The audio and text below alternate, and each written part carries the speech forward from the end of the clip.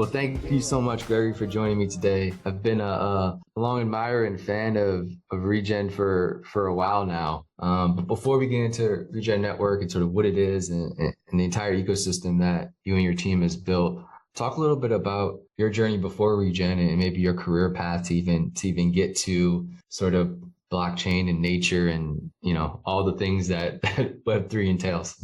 Yeah, totally. Well, thanks for having me, Grant. Cause Artist is a pretty awesome platform. So thanks for, bringing all these voices out. It's pretty exciting. So honored to be here on the journey with you and the big community you've been building. Yeah, so my story, I guess it's always like, when do you start a story? But I grew up in Alaska. All right. And I think that's been, that was pivotal to my just growing up and my worldview and my perception about things. And I think a part of my experience growing up was engaging actually with the salmon fishery in Alaska.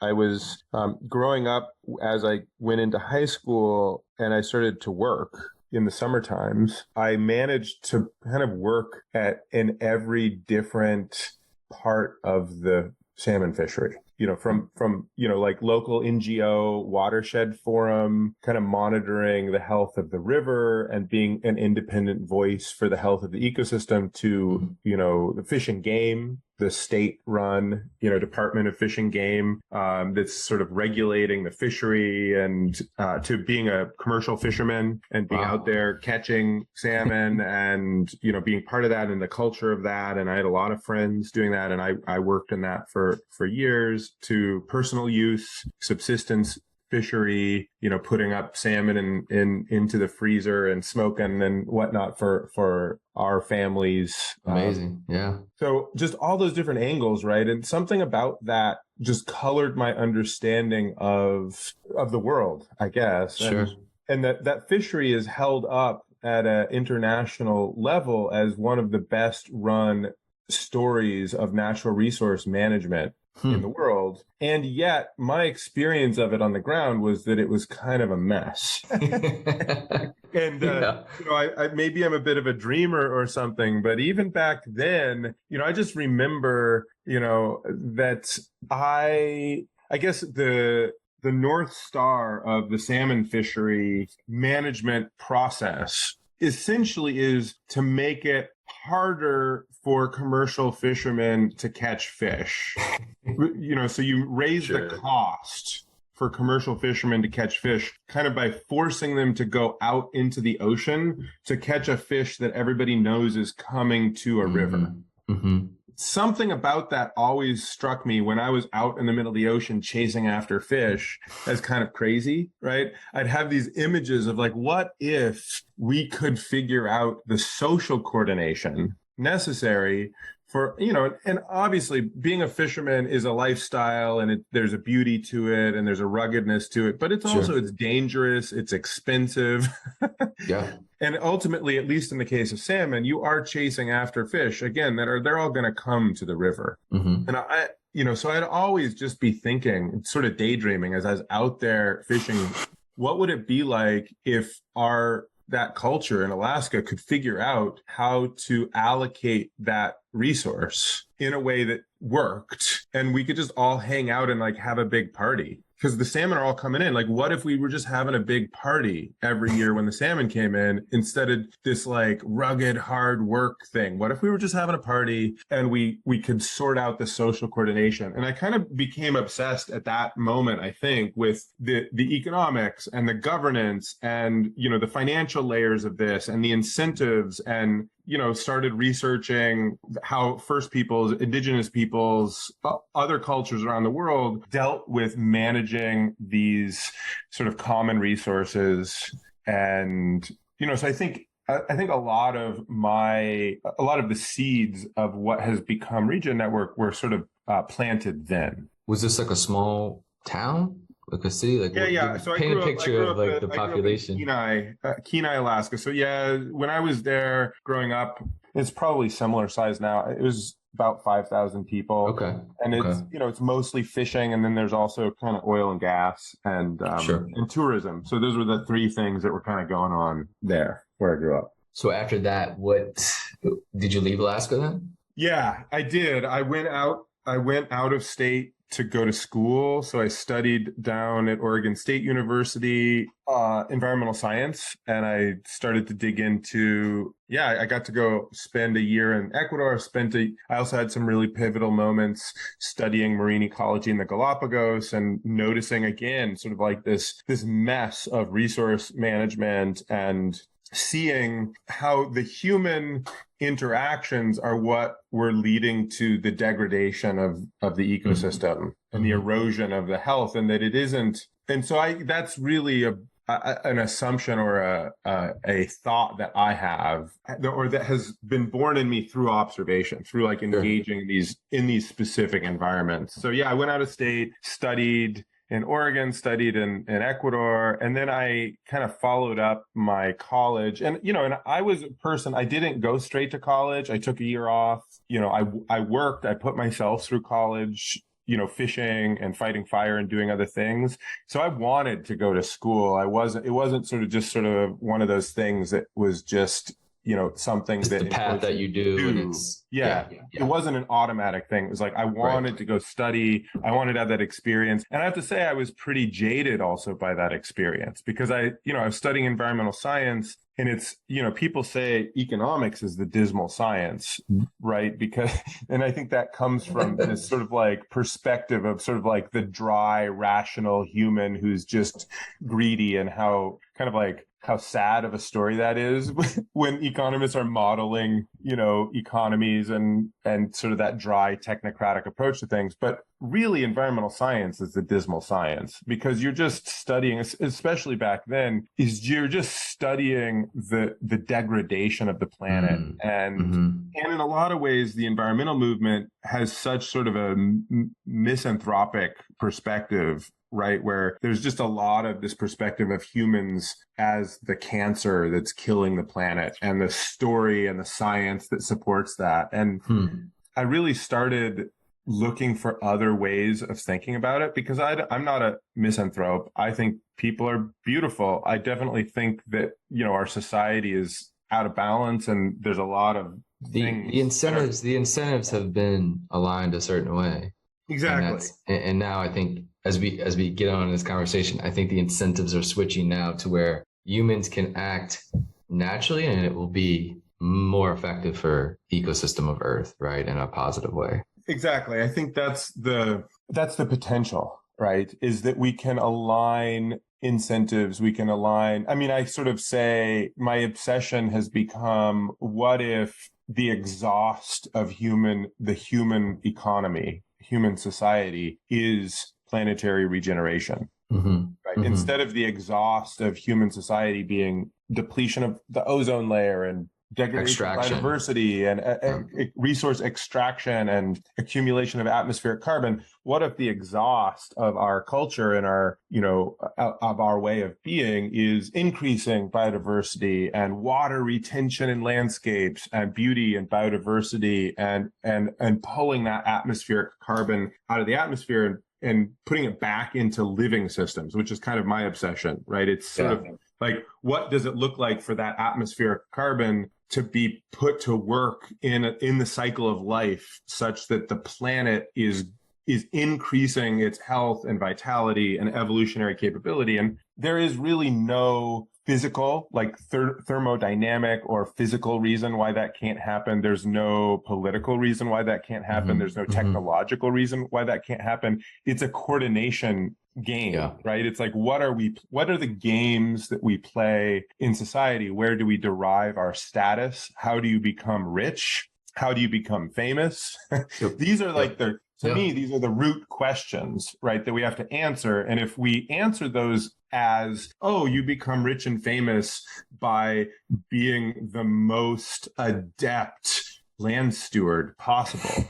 Right? Society transforms, right? It's just a totally different ballgame. Yeah, no, absolutely. Okay. So after college, I guess I want to get to the path where you got introduced to a blockchain, I guess. And was there a sort of, the same way that you kind of something sparked in you as, with salmon and the fishery, you kind of sparked interest in, okay, maybe I want to go, to college and study this stuff and do things better. Was there a moment after college and you entered the workforce and then you got introduced to sort of blockchain, and then we'll obviously get into what that means, but take us through that point from, graduation in environmental science to, getting introduced to blockchain? After college, I started engaging with, I guess, what we could call the permaculture and eco-village movements, and which were a lot smaller than they are now, both of those communities. And I guess since then, there's been a birth of this whole regenerative movement, I think. Yeah. Yeah. And there's a whole story there, which I'm happy to tell at some point about that, because that's also pivotal and was a big part. That was a big part of what I was working on back then. Was like, how do you build this sort of like memeplex and this story and this narrative about what I was just talking about, where status and wealth are derived from regeneration and thinking about that. So that's kind of what I was working on, really. And in 2008, really, like right as the financial crisis was kicking, some of my colleagues and I, Ethan Soliviev, amongst others, were launched what I was calling, what we founded as the Financial Permaculture Initiative. And so we were applying concepts of permaculture, which is a design, art, and science based on a set of ethics and principles. Those ethics being earth care, people care, and equitable redistribution of resources or fair share, and a set of principles that sort of emerged out of the observation of living systems and indigenous cultures and their successful management of resources to ask, how would we design a local, living, thriving economy? And what are the tools around that? And it was amazing. The first financial permaculture course, I'll have to dig it up, but there's a really cool, like 30 or 45 minute documentary around it. So we were running these participatory design sessions in rural Tennessee, right? With like Tennessee senators and African American community members and people from Nashville, people from all over. So the financial permaculture course really became this seed of so much of what came later. And that was right before Satoshi published the white paper. But at that time, we were really deeply researching local exchange trading systems and other forms of locally managed digital currencies. So we were already on this sort of, and back then, if you remember, there was like DigiGold. There were some early attempts before Bitcoin around, and I was super geeking out on all that stuff, right? We were also talking about alternatives like hard money, like silver and gold. We were talking about social currency systems, Bernard Lietaer's concept of complementary currencies or currencies backed by baskets of commodities. We were really digging in deeply to this concept of, money as this sort of like social contract. And what does it mean for that to be born out of, in that moment, in that lens, it was sort of a financial permaculture, which has evolved in my world to sort of the refi or regenerative finance approach. So then in 2009, we did that again. And that was when the Bitcoin white paper came out. And I just remember, reading of it, being aware of it, and sort of like feeling an affinity for this experiment taking place, sort of the experiment of a different form of finance and sort of an iteration around that. And there's, and I would say I'm skeptical of some of the deep assumptions, for instance, embedded in the Bitcoin sort of like, in quotes, hard money approach. Sure. But nonetheless, I'm like fully bought into this idea of experimentation and engagement of money as something that we really, as a society, need to approach. Like, what does money mean? How do we design it? How do we manage it? And how do, and my question is, how do we link that to be reflective of and in sort of like a virtuous cycle with ecological health? So I was aware of Bitcoin back then, and sort of interested. And we've been talking about bioregional currency systems. And I started working on a little cacao business and had started thinking about, what if we backed our currency with cacao like the old Mesoamerican cultures did, where there's a ceremonial sort of like function to currency in addition to it. It's like really geeking out on all of that. And then fast forward, lots of things happened, of course, lots of fun stories. Sure. Lots of adventures in Latin America, lots of crazy fun. I was a cacao hunter for a while, chasing down wild strains of cacao for craft chocolatiers, and all sorts of fun stuff was going on, and building a business called Terragenesis International, which really started to focus on regenerative supply and sort of like trying to engage with landscape scale regeneration through the shifting of this intersection of agriculture and supply chains, right? And so started working a lot on that, got some pretty big client work and sort of engaging with that flow, which, it's sort of pivotal because that, if you're talking about supply chains and transforming them to sort of a regenerative producer web, you start getting into conversations about certification and transparency and all of these financial instruments, forward contracts, financing mechanisms, all of this stuff starts to emerge. And my observation in that, through about a 10-year arc of working deeply in that world, right, up to the pass off into Regen Network, that had become my vocation. Sort of, I had started to specialize in sort of the adaptation of business models to, this intersection of regenerative agriculture and supply, logistics, manufacturing. How do you make that work, right? And how do we build a movement around that, certifications around that, working in the natural products industry, helping sort of spark a movement of what is now like, it's a, I just, my wife there's this, sort of like groovy clothing brand that she gets a catalog every quarter or something. And the catalog came yesterday in the mail and it was like, the regenerative revolution. And they're like, anyway, like I was way back in the weeds on that in the very, very early days, helping people think about that. And what emerged out of that for me, and this is like leads directly into Bitcoin or blockchain rather, not Bitcoin directly, but is that, in order for any of that to be real and not just sort of greenwashing, right? Because the cost to market it is so much lower than the cost to implement it. And the ability to discern between the hard work that it takes to transform the sort of like human ecology from extractive and degenerative to regenerative is significant. Like there's learning barriers. You have to retool on a tech and machinery basis. You have to transform the system over some years, right? And so there's a cost to that. It's a lot easier to shortcut it, right? And so I started to become obsessed with what does it look like to actually have an infrastructure? Because certifications weren't working and don't work. You can't, as someone who worked with smallholder cacao farmers for years, organic certification is almost meaningless. Really, when it comes down to it, there's really it isn't what we think it is, right? So what would it be if it was? How would you accomplish that? What does it mean to start to create a system where we bring transparency so consumers can really choose? Because also I started to experience that people really deeply, if you give somebody the option between something that's cheap, that hurts other humans and the environment and their families, and something that is more expensive and does not, people will choose the better option if they know better. If they actually can see the thing, they will choose that. That's literally the point of cause artists.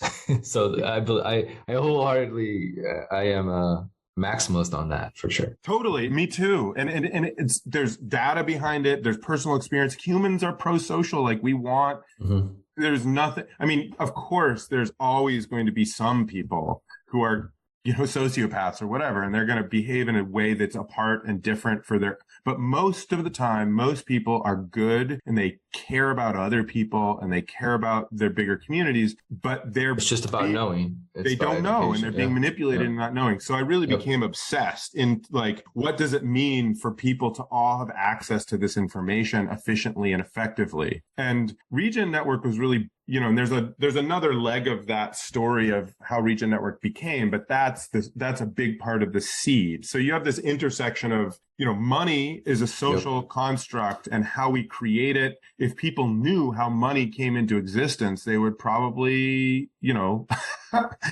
maybe people would behave differently. I think the more educated you get about money and the financial system, the more you start to think, wow, this might be able to be done better. Right. Yeah. Well, I'm in a place where tulips were a currency of exchange, right? A value of exchange for a while, right? And obviously that looks ridiculous now, but commodity.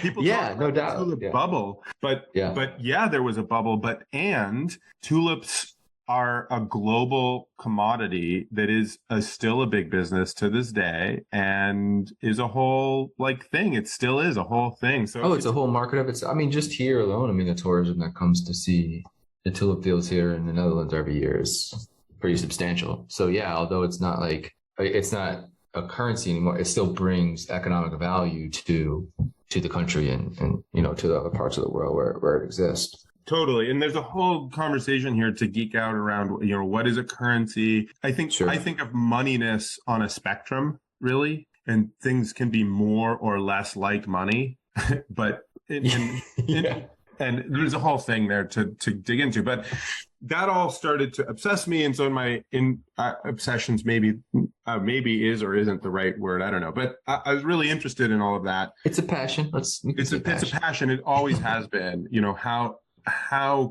what is the potential? Where does that lie, and how would we express it as humans? And I really increasingly became interested, and at the same time, I was pretty skeptical. I was paying attention to Ethereum as it launched, and paying attention to the DAO, and had some friends who were participating in that. And got to meet some really early Ethereum community members who had read the book that I wrote back in 2012 called Regenerative Enterprise. Oh, that's cool. In which we articulated the 8 forms of capital and this concept of regenerative enterprise ecosystems, where we're sort of saying, like, look, you can't have a single business become, in quotes, regenerative. You really need an ecosystem of businesses and communities to become regenerative together, because there's inputs and there's outputs. This is sort of the scale of creating an economy that has a net regenerative impact on its participants and the greater world that it's embedded in. You need more than just you can't do it alone, basically. You need a community that's engaged in it along this whole value adding cycle. So that's all been part of the messy journey to get here. And in 2017, I'll say, sort of like, to wrap that up, like full circle. In 2017, I had my wife and I had a child, and so when he entered into the world, I did a classic millennial thing, and I did a GoFundMe campaign to take paternity leave. Okay, which was awesome. Social safety net, lots of reciprocity and engagement with communities that I've been helping, and people chipped in, and I'm so that's cool.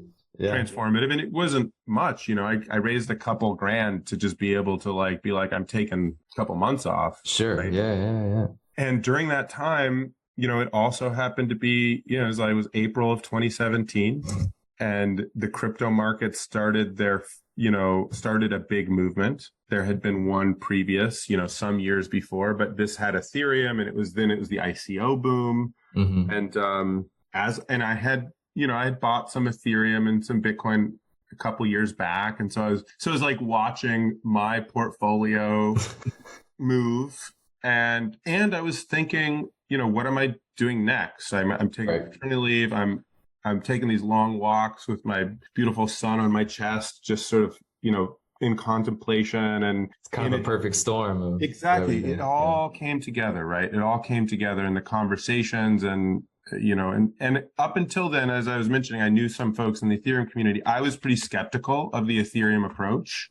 Mm-hmm. And I'll get into that, why, if we want to, but just proof of stake versus proof of work. Just that was a big part of it. Yeah. That was a big part of it. And also I've always been pretty wary of, I think the Ethereum community has always sort of, at least in its and still is very obsessed with sort of like having a single sort of like world computer or a single settlement layer or a single sort of like one chain to rule them all. Like we are going to be seems the like thing. That'll never happen though, right? And I've always been just super much more like there needs to be plurality and diversity, and people need to actually have the tools in their own hands to express in order for this to be regenerative. And how I define regenerative, you need a place.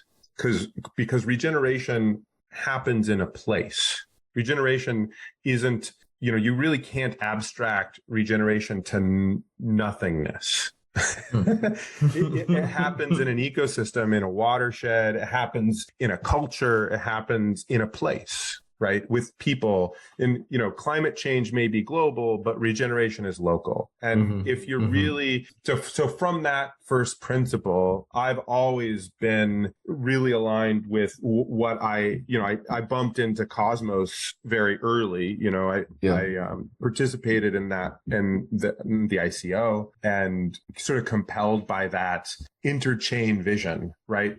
Because blockchain is a social technology, right? You're creating consensus and you're maintaining the statefulness of a system for, whatever use case you need. And so that could be a supply chain use case where you want to enforce sort of transparency between actors, which was a use case that I spent a lot of time thinking about and working on. And that was actually one of the early use cases that Regen Network spent a lot of time on. Or a currency, money, you don't want to do double counting, or you want to be able to govern the issuance logic or whatever it is, or just governance, municipal governance, whatever it might be. I've always been a believer that at least at a local level, you want to be able to opt in to fully maintaining your own digital infrastructure.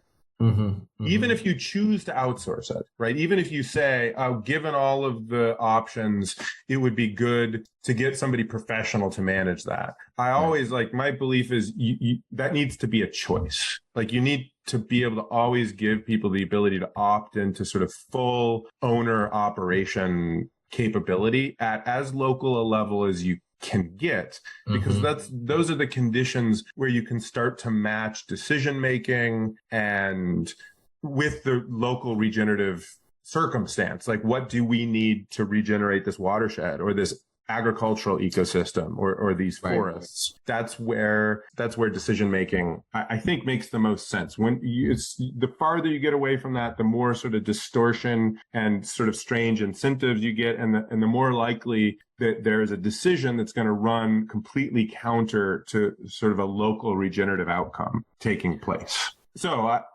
because of that, and because of that set of first principles that I believe in, I was always a little wary of Ethereum and just like this concept of, hey, just throw a smart contract up. But obviously that also makes, what we've been trying to do at Regen Network a lot harder row to hoe. It's a long distance to start to, you're stop, and I don't have a background in computer science or cryptography. I just, have this set of beliefs and a set of first principles coming from my background working on the ground with people and doing permaculture around the world that led me to understand that regeneration, in order to have the right footing in its expression in the digital realm and its expression in the sort of this digital, political, economic, monetary emergence that is, in quotes, cryptocurrency or DWeb or Web3 or the blockchain movement, that, really lowering the cost for people to make their own, to express consensus about the social construction of value, like how we as a society wish to create symbolic representation of what we value, and how are we going to link that to ecological health? That's something that actually needs to be replicated and not scaled. Like, you don't want to just impose that universally You want to be able to regenerate it locally and then kind of nest it together and build the relationships. So that's the vision, right? That's the vision that came to me. I mean, that vision essentially just in a little stroll with my son. This is exactly. The vision No, 100%. I was out on a walk with my son and had this amazing kind of download experience. I was just asking myself this question: what does the infrastructure or what does the societal coordination infrastructure look like to make it possible for money to be reflective of ecological health? Right. And then there's a set of first principles. Regeneration is local. Money is a social construction of value. Social construction of value needs to happen at a local level. The infrastructure needs to be available for people to bring together in a non-coercive way to basically answer the question, what does regeneration look like for us? How do we monitor it? How do we issue it? How do we manage it? Right. And so, that set of questions and answers evolved into me reaching out to Christian, who you got to meet, and Brecht, who helped found things, and Aaron, who's a brilliant software engineer and a longtime friend, and Will Zoll and other people, and basically creating and founding a group of us who were like, let's just do it. So we all sort of set aside all the other things we were working on, and we just started working on articulating this vision of Regen Network. And, obviously it went through different iterations, and, we came out with the white paper and sort of proceeded from there through, it's been a long journey since 2017 all the way now, fast forward 2022. And we just now went through the network upgrade to get to Regen Ledger 4.0, which in a lot of ways is like the most minimum viable expression of having a marketplace for eco credits. And, still has all of this vision underneath it, but a lot of, miles to go. We still have a long way of research, development, and engagement. But now there's sort of a functional front end experience where people can go and buy and sell and retire eco credits. They can manage the minting process of an eco credit on a local basis from So it's pretty exciting. So I want to kind of maybe take this as one question, but try to knock out two big stones, and that'd be tough. But one will be, I guess for those who don't know, like, what is regenerative finance, right? Is it, when somebody asks you, maybe they're blue to it, they come from a different industry, and they ask, Gregory, what is regenerative finance, and what is Regen Network's sort of role in the regenerative finance ecosystem? What is it trying to solve? I know that's two very, very big questions, but we'll go deeper into them. But I want to give broad strokes to people who are maybe unaware of the sector and sort of just getting introduced to it. Yeah, totally.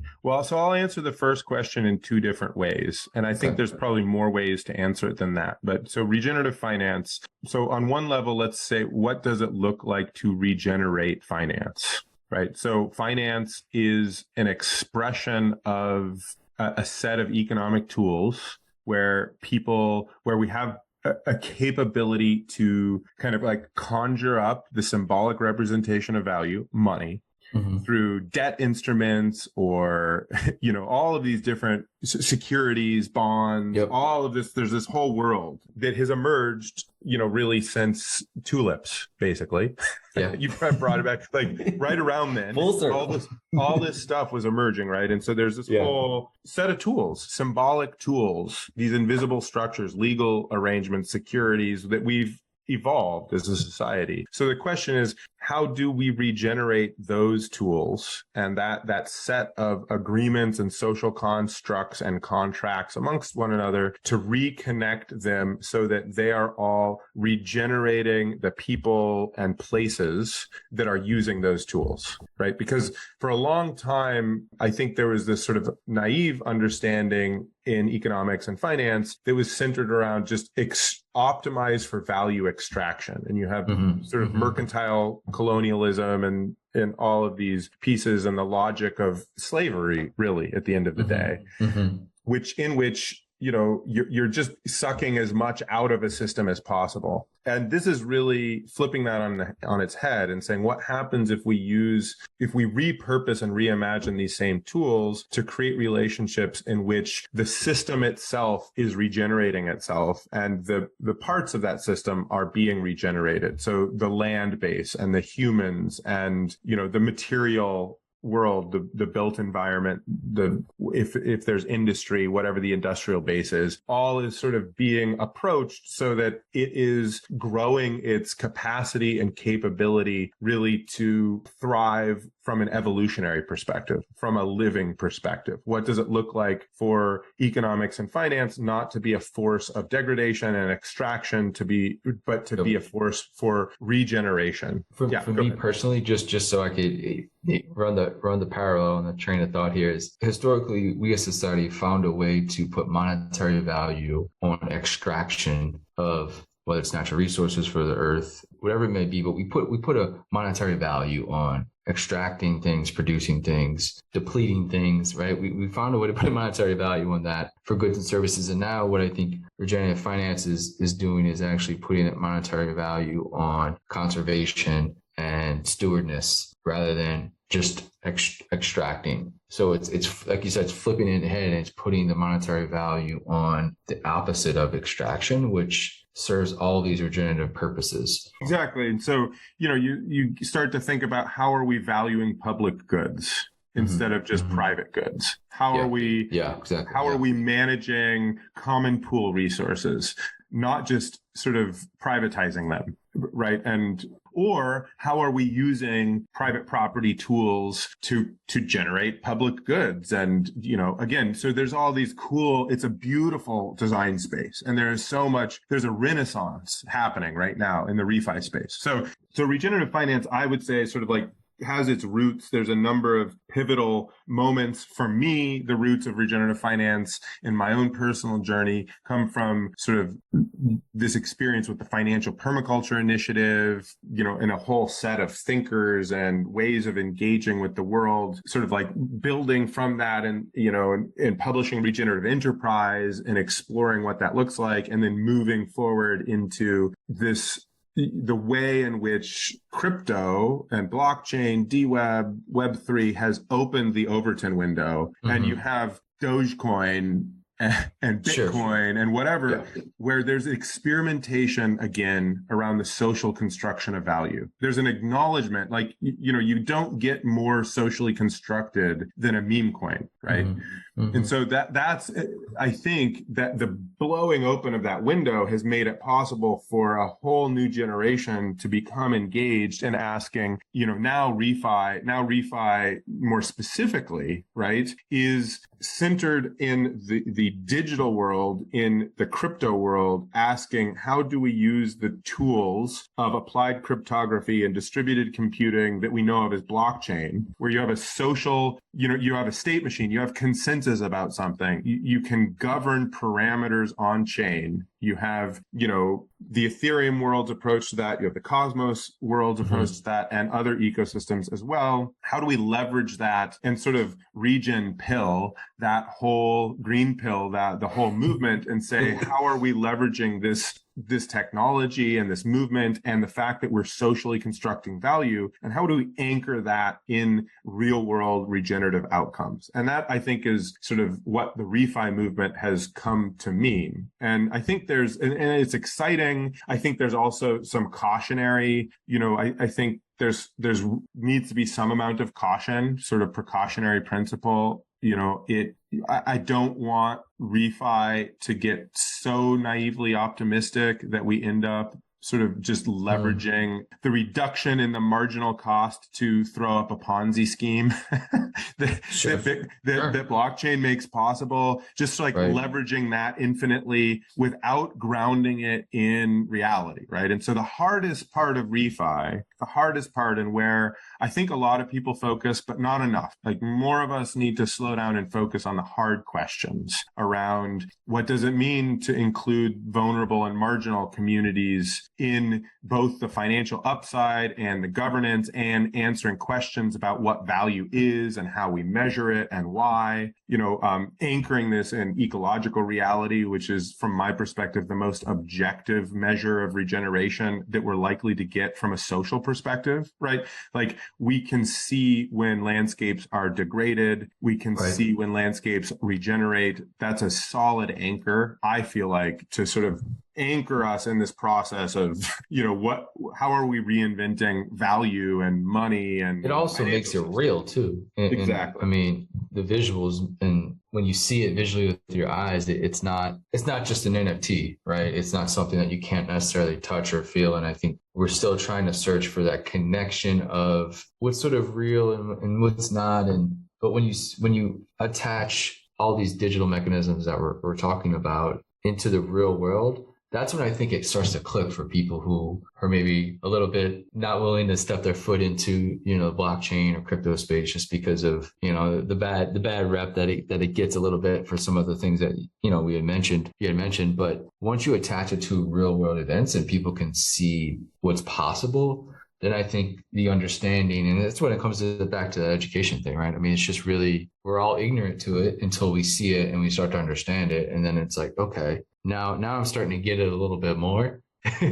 What is, Regen Network, and what's its sort of role in regenerative finance as we stand today? Regen Network is, in some ways, I think with all humility, I think we're sort of the originator of the refi movement in a lot of ways. I think a lot of people probably talk about Klima in that, because there's a Klima DAO. Point, yeah. There's this huge moment where they forked Olympus and they centered it on, a reserve currency backed by carbon assets. And there was a brilliance and mimetic power to that there's a world before Klima and a world after Klima.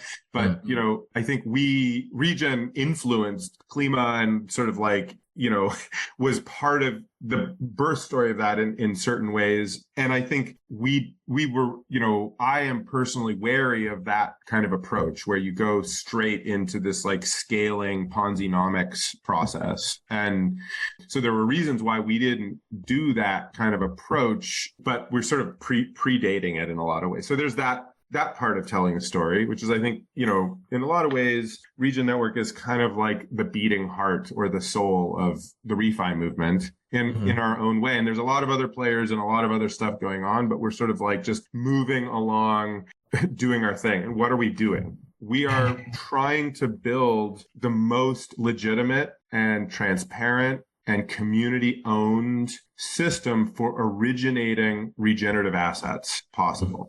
So our regenerative assets, again, just for... we call them eco credits. There's a spectrum from carbon credits. We spend a lot of time on voluntary carbon markets just because there's a big market there. Yep. And there's like market. It's possible to run, sort of a business by producing and selling carbon credits. Right? It's the first asset in the space that is scaled to is scaled and scaling and is adopted. And so we have a suite of tools that allows people to mint high quality carbon credits to access a community, a rigorous, robust, open community of scientists to help design or implement new monitoring, reporting, and verification systems to mint those assets. We have a marketplace for those assets. So we're really focused on what I would call the origination story, which, and I've, and apologies, I've been so sort of like abstract and maybe obtuse. It's just my own, the way that I think about all this stuff. I love it. Yeah.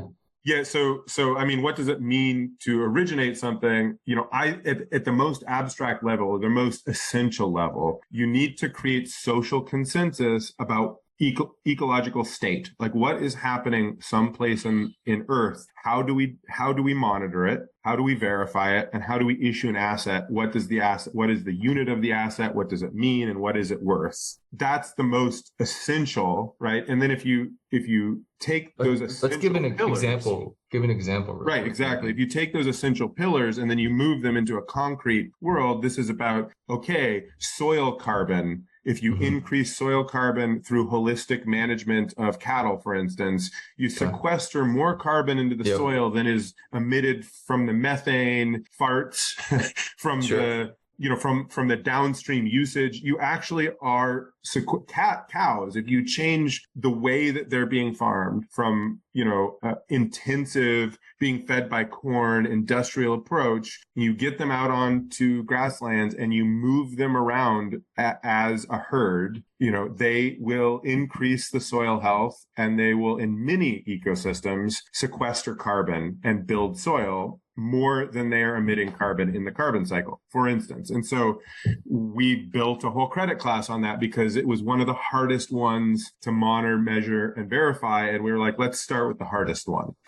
But you also have credits like agroforestry, where if you instead of doing a monocrop orchard, you diversify that and have, like shade grown coffee or shade grown cacao and diversified orchard systems, you have a couple of outcomes. You have increases in biodiversity. You also have increases in the health of the carbon cycle, and you can sequester carbon out of the atmosphere. One big takeaway, just so everybody understands the regenerative potential of the landscapes that we interact with as humans for agriculture, for extracting our food, fuel, fiber, the regenerative potential of those landscapes is massive. The ability for the terrestrial carbon sinks, below ground biomass and above ground biomass, to be increased by small percentages and have massive impact on the carbon cycle is huge.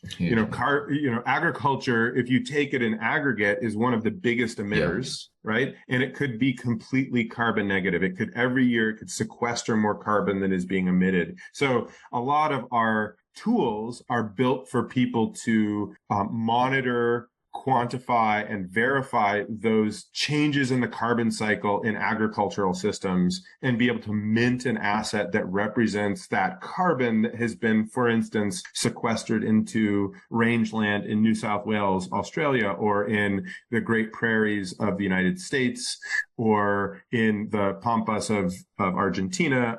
We also have people bringing credits to market around kelp or seagrass or coral reef restoration or rainforest conservation or biodiversity. So people are applying these basic tools and this concept to a wide variety of new assets that are representing these essential public goods, right? If we're going to sort of like have an intact planet, we need to value regeneration. And there's Regen Network is in many ways what it really is a community of people who's engaging in asking, what's the best way to symbolically represent real regeneration in a transparent and rigorous way, right? And then, we use blockchain for certain elements of anchoring that data, of issuing assets, of governing the overall system. We use other technologies like remote sensing. Some people are experimenting with IoT and other sensors. Some people are just doing it the old-fashioned way, where you go take soil samples and you register that, and people sign digital certificates that are saying, like, I'm the soil scientist and this is the outcome that I say, right? And you have this full spectrum of experimentation, which makes it really vibrant. And it also makes it kind of both backwards compatible with the existing carbon markets and the way that people expect things to be done, and also forward compatible with this new future of, really advanced machine learning and AI knowledge creation, where you can rapidly assess and model ecological health and potentially be generating assets that represent outcomes that are being managed by land stewards very quickly. Who can do the minting, and who is doing the minting like now, and who can do it? Landowners, obviously. Are these farmers? Are these funds that buy land and sort of mint these credits? Like, how? I get it from the land perspective, but like you mentioned coral, like how, I guess the disconnect for me is like a person can't own coral like they own land, right? That there's like, so how? Yeah, well, in that case, it's that experiment is the Cocos Island Marine Reserve, which is a governmental, like a government scale payment for ecosystem service pilot in Costa Rica. Great. So it really depends. Like, who has land or ocean tenure, right? That's one question to ask. Who are the supporting organizations? So I could sort of go in a deep Let's dive. do it. Yeah. Well, I'm just trying to paint a picture of who's minting, like who's this for?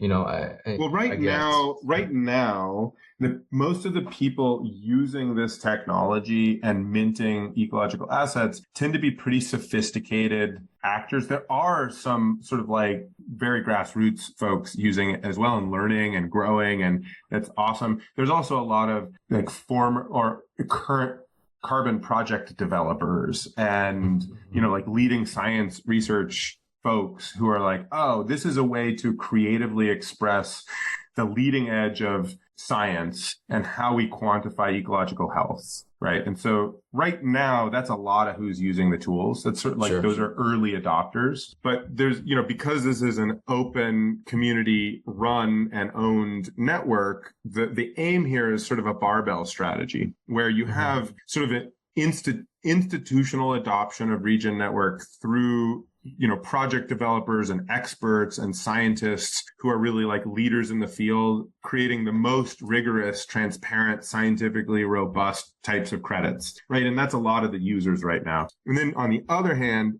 other side of the barbell, you have, because that's happening and it's all 100% open source, we iterate and we build a set of tools that enable sort of micro crediting, where any community anywhere in the world could use the same tools to develop credits about the water health of their local stream cheaply and easily to just or land use in a municipality, tax abatements here, there. What are the thousands of different ways that these tools could get repurposed and used by people all over the world?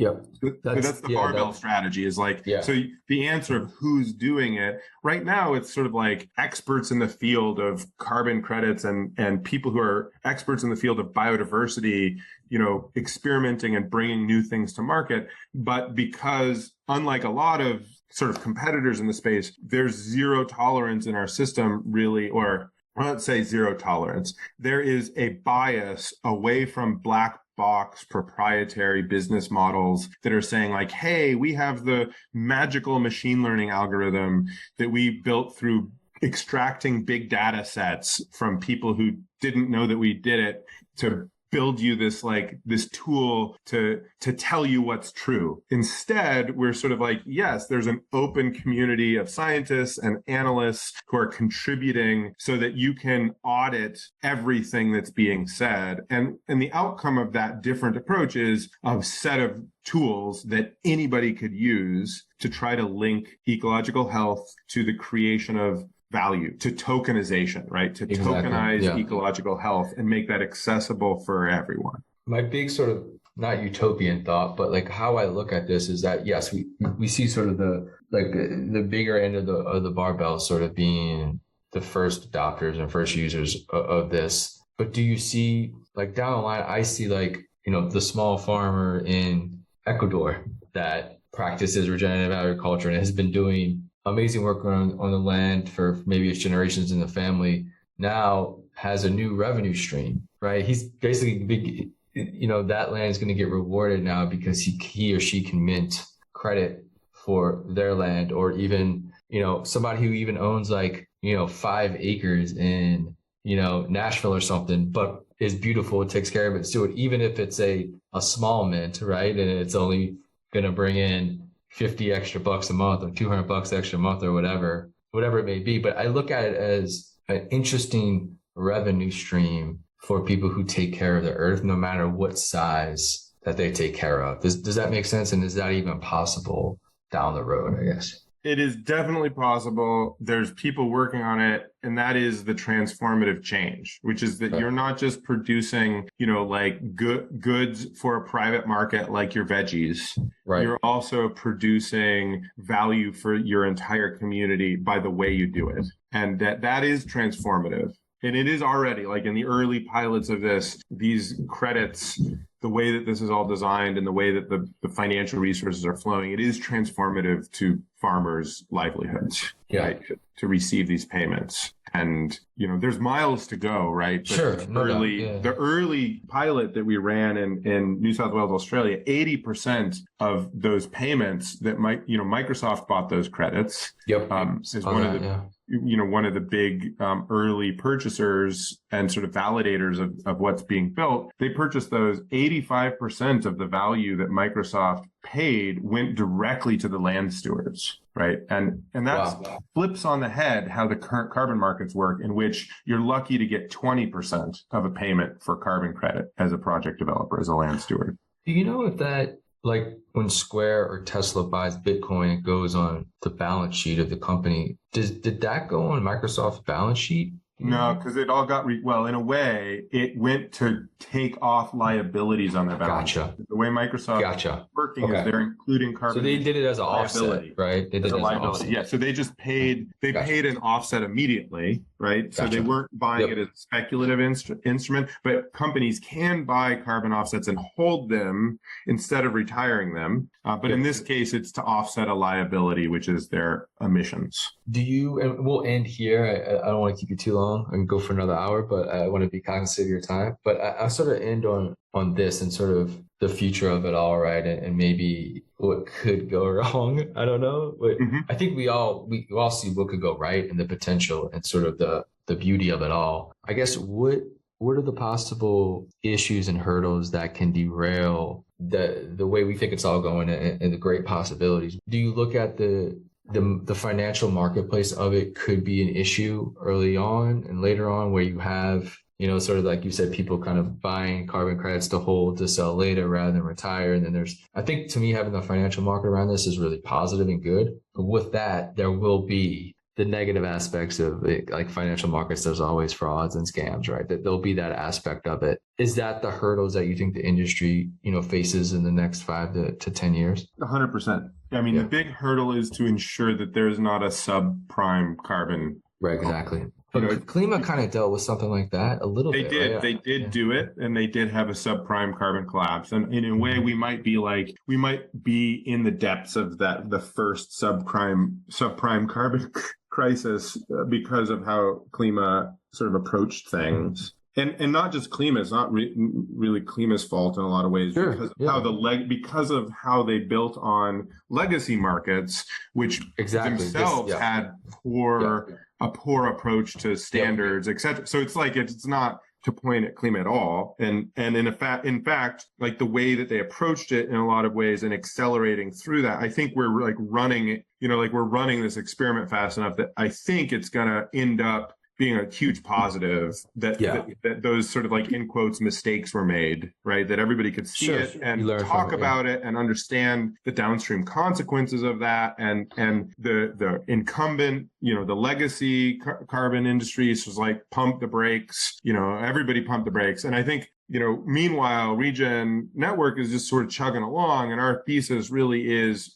it isn't the fancy financial instrumentation of all of this at this stage of things. It's the origination cycle. It's the process of tokenization, of creating these assets that needs to be as high a quality as possible, right? And if there isn't solidity, just like foundational rigor there, if the assets aren't solid, then the financial system that sort of gets built to utilize those assets and cycle those assets and fund those assets and build momentum in the marketplace around those assets will not succeed.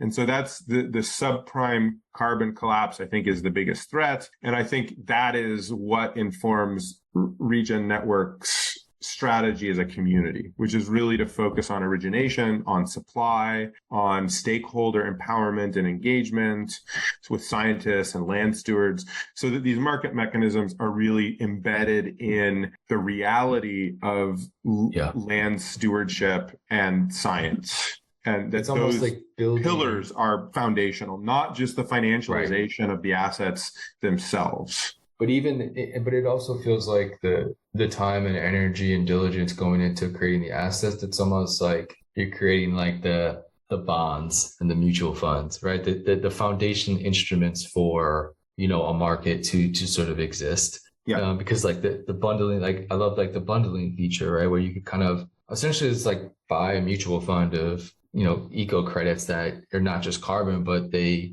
value is across different asset classes. Like the idea of like a mutual fund of eco credits to me is powerful, super interesting. But again, 100%. it's these foundational instruments that create this financial marketplace. And then it's like, again, there's going to be market participants that come in and want to do futures and all this stuff and derivatives. And that's where I think hopefully we're careful about how those things happen. And look, I mean, the market's going to do what a market does, right? There's not going to be, you can't have safe rails for everything. But I think having these foundational instruments where market participants who just want to participate in these things, I think is powerful. And I think that's the bedrock of all this. 100%. I totally agree. And I think a layer deeper, just origination of the assets so that they're auditable, transparent, well governed and sort of clean in that way, then allows them to be assembled into, indexes or, baskets of different sorts that are managed or unmanaged. Regen Ledger right now has the ability to have an unmanaged asset basket, or bundle, where it's just like, users can arbitrarily lump things together and then be issued a credit that represents any of the underlying assets, which is different. It's just sort of like a way of wrapping it, and it's not really instrumented. I do think, we need to have some either decentralized or centralized management of those baskets at some point, because then you have somebody taking responsibility for curating the performance of that basket against market conditions. And that's a step that I will be very excited to see happen. I don't think, at least in Regen's stack, we're going to approach that probably until, the end of the year at the earliest, because we're still focused on just like this origination. Yeah. Great. Well, thank you so much, Gregory. This was amazing, man. Grant, it's been super fun to jam. Thanks for inviting me onto the show and taking the time to learn a little more. Best of luck for the next 10 years, my man, 20 years. This is going to be a wild ride for everybody involved. So best